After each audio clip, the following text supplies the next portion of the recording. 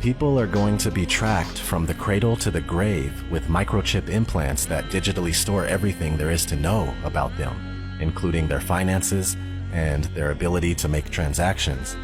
That's why I tend to think that the microchip might be the mark of the beast. It says no one can buy or sell unless they have the mark. People all over the world are doing experimental microchipping. Not to mention what's happening now with ID 2020. We're also moving towards a cashless society with every day that passes. This pandemic is carrying multiple agendas forward. The push for centralized control of information, which is censorship and narrative control. The cashless agenda forming out of the economic crash taking place right now, and the fear of passing germs through the use of physical money. Martial law quarantines, mandatory vaccination, and digital identification via microchipping. This situation is the biggest show of force and seizure of power that anyone alive today has ever seen in their lifetime. This is very serious. Life is not going back to normal ever again.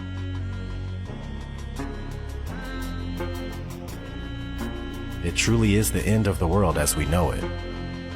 We need to take a stand. Refuse forced vaccines.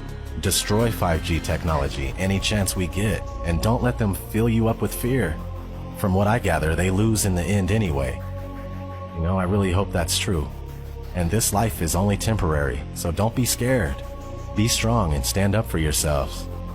I know one thing for sure, I'll die or be thrown in a FEMA camp, or worse, before going along with what they're doing right now. Maybe you should consider doing the same thing. This has been ODD. Never sleep again, my friends. Take care.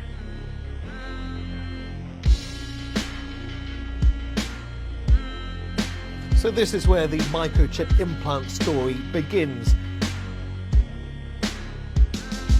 You will be chipped, it's just a matter of time. A small firm recently embedded microchips in their employees as a way to bypass company badges and corporate logons and to get attention for their cafeteria kiosks, which are available on a cashless payment plan like Apple Pay. The latest office innovation is a microchip implanted in the skin and designed to replace the traditional keypad for opening doors, using the copier, even buying food in the cafeteria. Employees at a vending company are going from the assembly line to front of the pack to get microchipped. Do you think this is the future? It is the future, and we look at this as being responsible. The implant, which has been FDA approved, is the size of a grain of rice and is injected under the skin between the thumb and index finger by a licensed piercer. I think it's the wave of the future that we'll all have implanted chips that have our medical records. So you would do it? Sure. Okay. You're carrying around a phone anyway. This is a microchipping party. Hannah's getting an electronic chip implanted into her hand. So congratulations, Hannah. Thank you. You've been chipped? Yes, I have. How does it feel? It feels good. I'm excited to see what I'll be able to do now. Can I touch it? Yeah, you can feel it there. I feel like this is the future. It's the next big thing that's going to happen. A tiny microchip like this inserted just beneath the skin in their hands.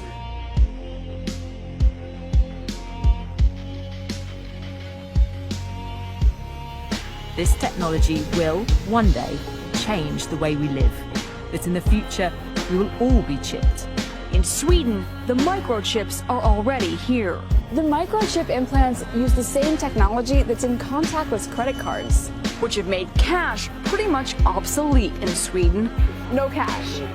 Is a cashless society inevitable? How long will it take before we're cashless? Many countries are fast moving towards a cashless society. Between 2000 and 2015, non-cash payments in the U.S. grew by almost 400%. Venmo, the mobile app where people can pay each other on a smartphone, now processes $2 billion a month. This year, Apple added similar payment capabilities in iMessage. These free services are so popular, 30 major banks recently launched a competing product called Zelle. It would be better if we were more like Sweden, where cash has nearly been phased out. And the U.S. will get there too in another 5 or 10 years. There's no question that cash, is in its last era. China's cashless revolution has happened in just 3 years. In order to avoid the risk of transmission through physical handling of money, we encourage the use of cashless transactions, such as mobile money, M-Pesa and otherwise, and credit cards.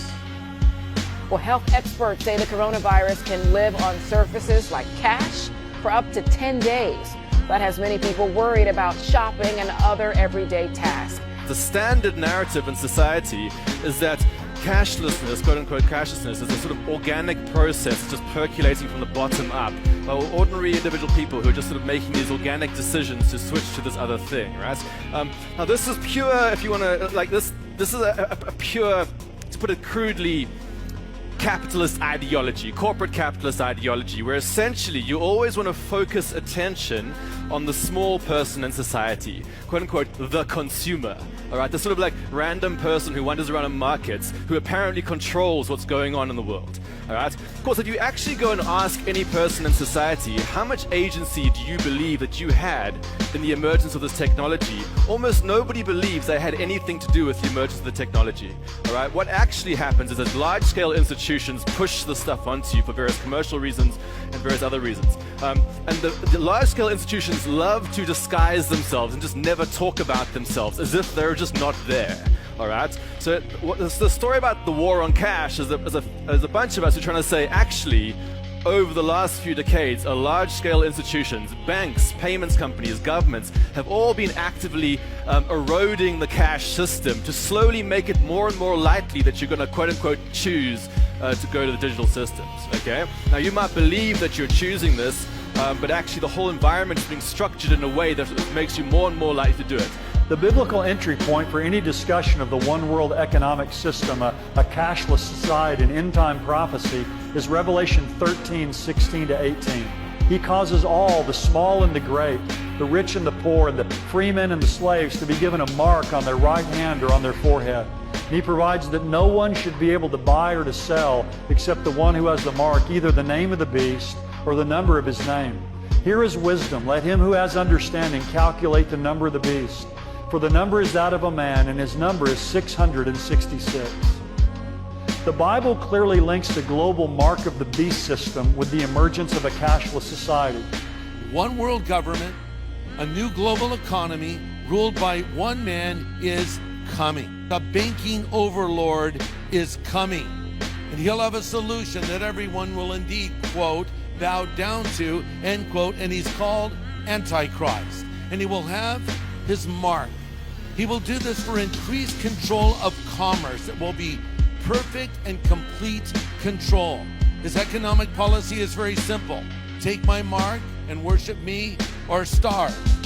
No mark, no merchandise. No seal, no sale. So if you want to function in this new economy under this coming world leader, you have to take the mark.